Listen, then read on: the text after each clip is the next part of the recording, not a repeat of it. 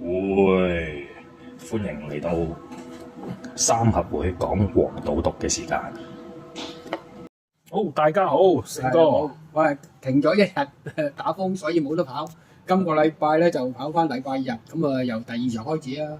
咁揾翻阿潘頓嗰隻拉合爾做膽啦，9號啦，就拖翻隻8號常發財，跟住拖埋隻10號隻小魔怪咯，有意思。咁冷嗰隻可以補翻位置 Q 嘅，熱嗰隻可以正 Q 咯，意思。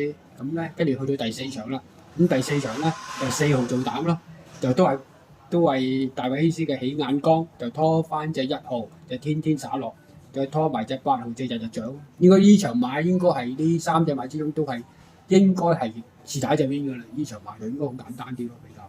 不過到第7場啦，咁啊揾翻潘頓肯騎隻小鳥天堂，應該就4號㗎啦做膽，就拖翻隻佢隻風雲武士啦。咁呢場風雲武士啲馬都 OK 嘅，咁同埋呢啲馬有嘅都用㗎啦，盡量咁啊拖翻隻風雲武士。搭埋隻魅力好區咯。好。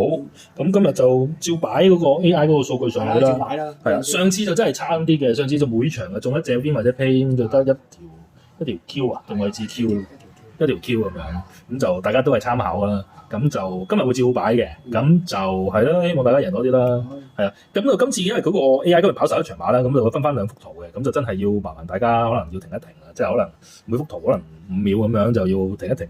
撳嚟望一望，再抄低佢啦，係啦，好，會比較好啲啦，意思可以當參考咯，參考下啦。OK，好多謝晒。OK，好啦，拜拜。